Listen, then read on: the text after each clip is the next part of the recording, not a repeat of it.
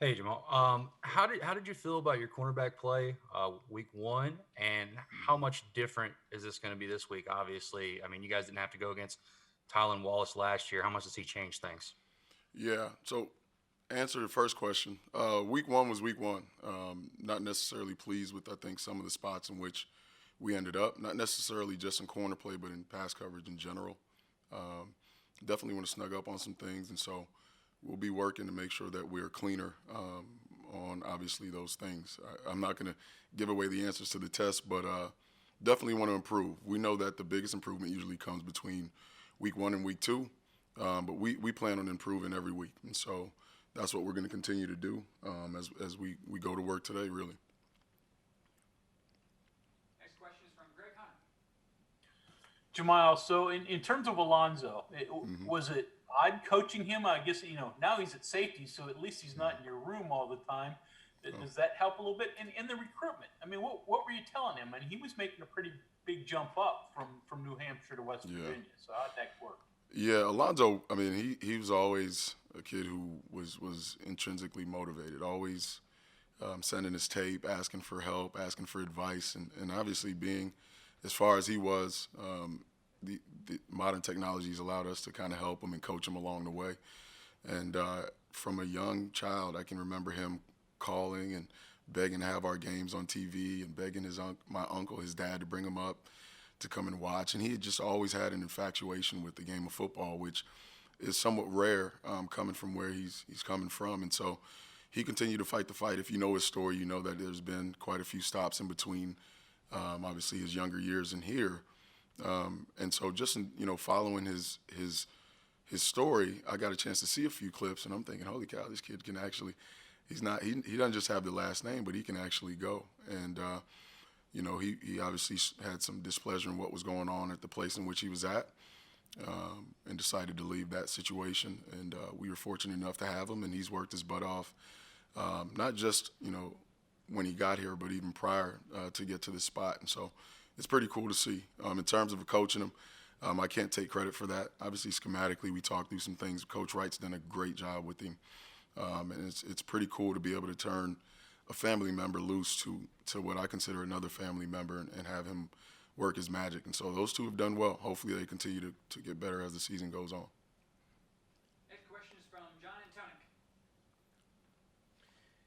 Curious about your thoughts on their tempo and how they can, just run a normal play if you're not lined up and hit you for a big play. What Right. do you have to do with Jordan to Yeah. communication Yeah. wise, and Yeah. how much help do you get from the guys above for Yeah. your eyes above to be able to help you with that? Yeah, well, tempo. I mean, they tempo for a reason, right? They want to catch you. They want to catch you off guard. They want to catch your eyes in the wrong spots. They want to catch you misaligned. And so, our onus has always been emphasis, I should say, has always been to obviously go through your every play ritual as fast as you can.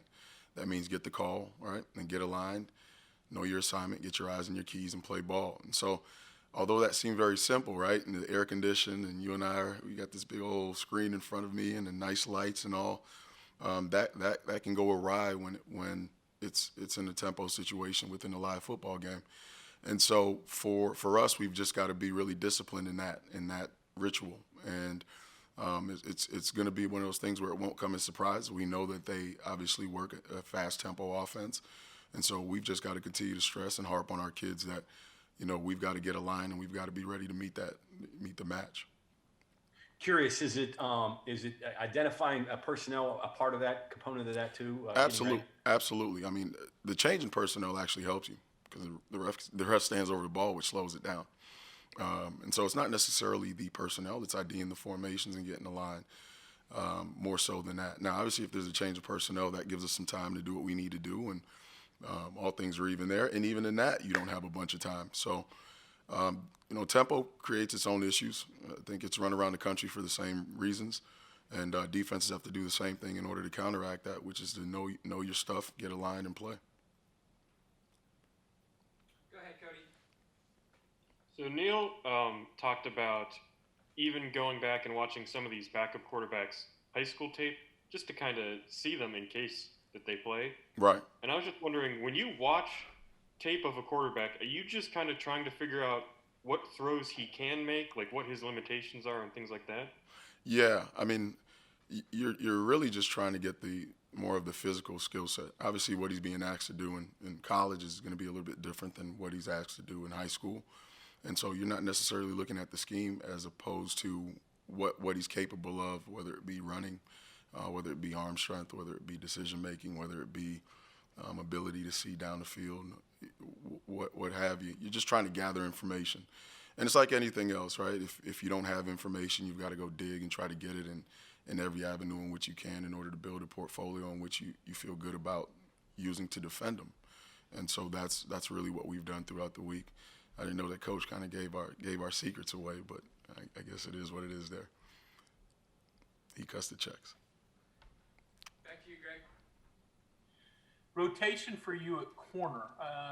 Do you feel that you're comfortable moving 4 guys total? Yeah. Is there a fifth? What's Yeah. your comfort level at your rotation at cornerback? Yeah. You want to play all the guys that you feel you're comfortable with winning with. And I think for me, right now we've got 3 in Jackie Matthews, Dre Miller, and Nick Troy, who have shown the ability to compete at this level. Nick Troy obviously getting a meaningful time last year and actually doing really well in those spots. That helps some things. And then Dre Miller is a guy who came on strong during camp. And, first game jitters, I think got some of him. But at the end of the day, he's a competitor. He's had a great, week of preparation coming into it. And so he'll be a guy that will be seen early and often. And then Jackie Matthews is a guy who we also feel is getting better all the while. And both of those guys are competitors and will give everything that they have in them to make a play for the Mountaineers. It's my job to put them in a position to get that done. And so that's what we're working on this week and here in about 30 minutes. Go ahead, John. You're a former defensive player. You coach defense, and you've got to prepare for a mobile quarterback.